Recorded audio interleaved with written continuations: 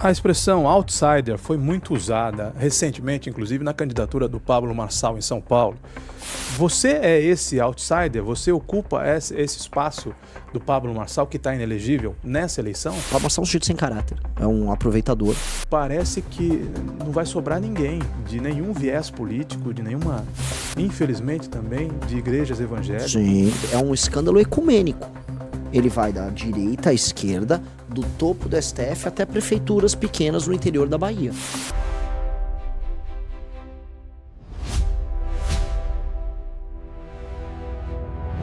Durante uma live em Limeira, o apresentador pergunta se Renan Santos será o Pablo Marçal nas eleições presidenciais.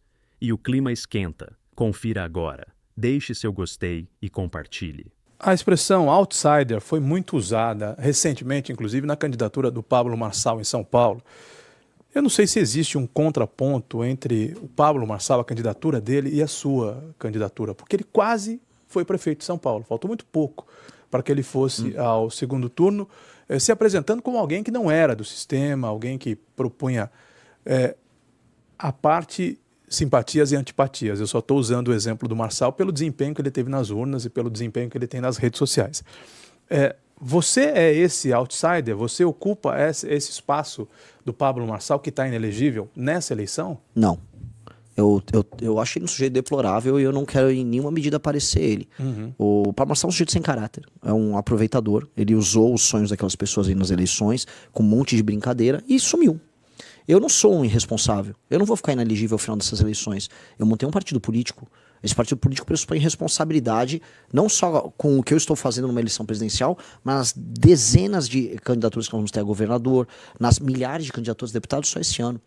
Eu tenho uma responsabilidade para com milhares de jovens que ficaram coletando assinatura debaixo do sol no Brasil. Então eu não posso fazer isso e ser um brincalhão. Eu posso ser colocado como outsider no sentido de que eu não estou no grande jogo, ou seja, eu não estou na lista de amigos do Vorcaro. Não. Né? Mas eu não sou um outsider no sentido de que eu vou ficar arrumando briga, falando, eu não tenho nada a ver com esses caras. Não, eu montei um partido. Eu montei um partido porque eu quero alterar o sistema. Até porque não existe isso de viver para além de um sistema. Nós estamos numa emissora. Para estar montado, a água está no copo aqui, pessoas trabalharam, existe um sistema de organização. Sistema, no fundo, são sistemas de organizações sociais, são lógicas de relações interpessoais que criam, vamos dizer, objetivos comuns e resultados comuns. Eu quero que esse sistema no Brasil seja bom para os brasileiros. Então, falar que eu sou, vou estar aí para romper tudo, não sou eu não sou esse cara. A lista do Vorcaro, que tem grandes nomes do empresariado, tem praticamente todos os nomes, vou até pegar aqui para ler os nomes que aparecem. É um furo do SBT News, da Basília Magno. E aqui nós temos nomes como governador Ibanez, de Brasília. Esse já era... João Dória. Você viu a troca de mensagens? O Dória preocupado com ele? Não vi. Não, vazou a troca de mensagens. Alexandre de Moraes, Ricardo Lewandowski. Eu também vi Henrique Lewandowski, que suponho tem algum grau... Acho que é o filho dele. Com o Ricardo. Ciro Nogueira. Esse, nas festas, era o hit. Nós lemos aqui Cláudio Castro, provavelmente governador do Rio de Janeiro, não sei que seja um homônimo. Cacai, grande advogado. Wesley e Joesley Batista. Parceiros de negócio na Venezuela, clássico, inclusive. Né? Eles não podem estar fora. Aqui aparece também Eduardo Tanuri, que deve ter alguma ligação com Nelson Tanuri.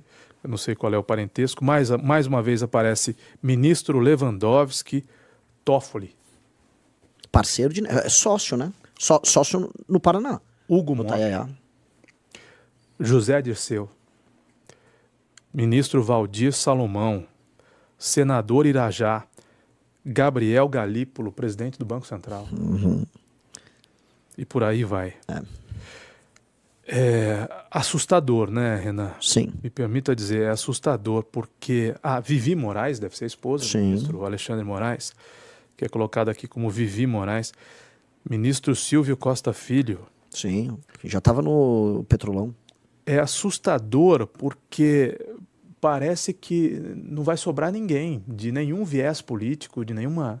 Infelizmente também, de igrejas evangélicas, lideranças a Lagoinha muito envolvida.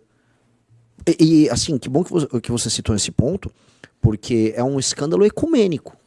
Ele vai da direita à esquerda, do topo do STF até prefeituras pequenas no interior da Bahia. Ele é da direita à esquerda, de cima a baixo. Ele pega tudo. São poucos os que podem falar, eu não tenho nada a ver com esse escândalo. Esse escândalo toca quase tudo. E eu ainda não falei do setor privado, eu estava falando da parte pública. Setor privado, o grau de contaminação de empresas grandes no mercado financeiro que saíram vendendo CDB do Banco Master sem nem ligar, é enorme. A gente está falando de dezenas de bilhões. Eu não vou citar um nome aqui, assim, teve uma que é muito famosa, talvez a maior de todas, ela vendeu mais de 30 bilhões em CDB do Banco Master, indicando para os seus clientes, não, isso aqui parece uma boa compra. Isso é loucura. Mas era um esquema gigantesco, né? Um negócio impressionante. Foi o maior esquema de corrupção da história do Brasil. Isso aqui já é fato dado. Não só em volume de dinheiro, mas em contaminação, não só no mercado, mas na política. Você está falando de ministro do STF, ministro do STJ, foi citado um aqui, está falando de presidentes de partido político, estou falando de lideranças que participaram do governo Lula, de lideranças que participaram do governo Bolsonaro. Os presidentes do Congresso, sim. Né? O Alcolumbre está super envolvido. O Alcolumbre participou da nomeação do Otto Lobo para a CVM. E o Otto Lobo basicamente é um nome do Vorcaro e do Joesley. Até porque o Joesley e o Vorcaro tinham negócios juntos. Eles atuavam juntos. Tô falando governo Tarcísio aqui em São Paulo. Tô falando do governo Ratinho no Paraná. Eu tô falando de governos do PT na Bahia. Ou seja, é um escândalo que ele não perdoou ninguém. Ninguém. Então, assim, eu obviamente que não vou citar ninguém. Eu não tenho nada a ver com isso. Não estamos nesse jogo. Mas mesmo gente que, assim, pequena, espalhada pelo Brasil, se envolveu. É uma máfia? É mais do que uma máfia. É porque, nesse sentido, a máfia em geral, ela tem um inimigo, ou ela garante um território. Eles não tinham um inimigo, não tinham nada. Eles eram tudo. Foi um grande esquemão combinado. Porque, a partir do momento que entrou ministro do STF, entrou gente do governo Lula, entrou gente que estava no governo Bolsonaro, quem é quem nessa história? Quem eles estão enfrentando? Não tava. Eles estavam nas mesmas festas. É muito maior que Mensalão, é muito maior que Petrolão. Incomparável. Envolve todos os vieses, todas as vertentes. Todos. E por isso que as pessoas não estão na rua. Só a política, né? E aí você me fez uma pergunta boa no começo. O que vocês mudaram? O que vocês mantêm igual? E eu falei, a gente amadureceu porque a gente percebeu que as pessoas tinham bandido de estimação. E uma característica hoje do debate público brasileiro é que as pessoas têm bandido de estimação. Então as pessoas de esquerda falam só de um lado do esquema do Banco Master. Eu vi a Tabata Amaral gravar um vídeo muito focada na parte que atendia a direita. Aí quando o Nicolas fala desse negócio, ele só fala do Alexandre de Moraes, que o Lula tem a ver. Gente, todos têm a ver. Todos têm a ver. O próprio Nicolas voou. Voou no jatinho do Vorcaro. Disse que não sabia. Aliás, o Renan, em seus vídeos, você fala muito do bolsopetismo, né? Dessa fusão entre PL e PT e a figura do Bolsonaro e do com Lula. A figura do Lula. Mas é polêmico isso, né? Não deveria ser. Porque o que eu tô falando é só a verdade. É só muito simples. No bolsonarismo e no petismo, você tem lideranças que tratam seus liderados de maneira desrespeitosa, e esses liderados aceitam os erros éticos das lideranças. O bolsopetismo é sobre isso, é do tipo, eu vou xingar ali o Lula num vídeo no Instagram pra ganhar muitos views, mas no fim do dia eu vou votar junto com ele na PEC da blindagem. A PEC da blindagem é uma reedição, inclusive, da PEC da impunidade do governo Bolsonaro. Então, no governo Bolsonaro mandaram a PEC da impunidade e ela foi reeditada com o PEC da blindagem no governo do PT. Em ambas as votações, tanto o PT quanto o bolsonarismo votaram juntos. Ambos destruíram juntos, por exemplo, a Operação Lava Jato.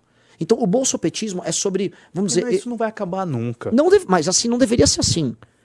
Você eleito presidente da República vai ter que governar com o Congresso. Você imagina que o Centrão vai deixar de existir? Não, o Centrão no longo termo precisa deixar de existir. Como é que você combate isso? Mudando mais de 500 deputados, mais de 80 senadores. E eles estão lá eleitos democraticamente, o Centrão né? manda no Brasil. Essas figuras como Gilberto Kassab e Valdemar da Costa Neto estarão embarcados em qualquer governo. Sim. Né? O MDB vai estar embarcado em qualquer governo. E aí o presidente não fica refém disso tudo? Fica, assim, a gente primeiro precisa fazer o diagnóstico, assim, se você tem um corpo que está doente, vamos diagnosticar a doença e depois vamos propor o remédio.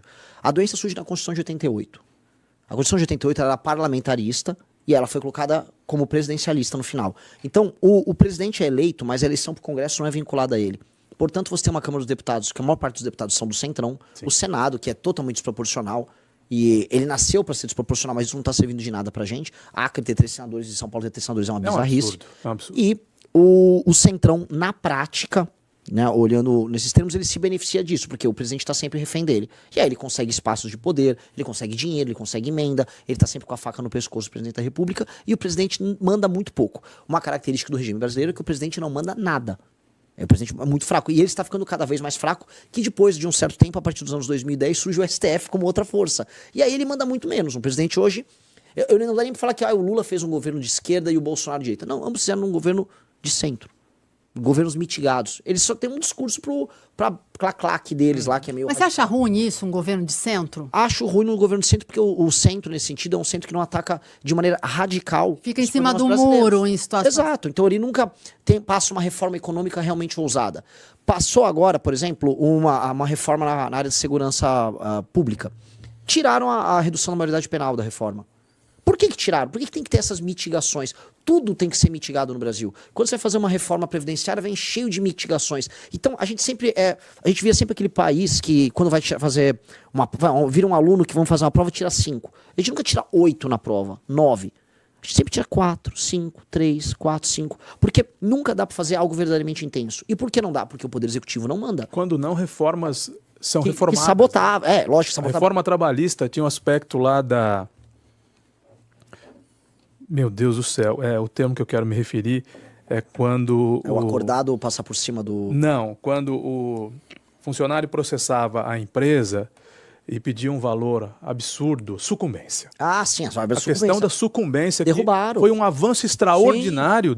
Reformaram a reforma. Sim. Sim, derrubaram a sucumbência. Sim, que era justamente a parte mais importante da reforma, que acabou com a indústria da indenização trabalhista, que é um dos grandes absurdos brasileiros. O Brasil é o pior país do mundo nisso. Pois bem, esse é o grande problema. O Brasil, a gente nunca anda. E por isso a gente ficou para trás. Se você não consegue andar em alta velocidade e fazer o que precisa ser feito em alta velocidade, você fica para trás. Pois bem, a gente tem que alterar o sistema de incentivos. Esse é o diagnóstico que eu faço. O sistema de incentivos da política brasileira precisa ser alterado. E é isso que eu, num governo nosso, farei.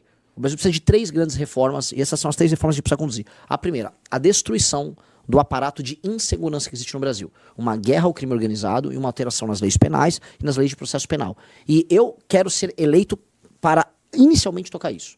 Esse é o tema inicial, esse será o tema da minha campanha.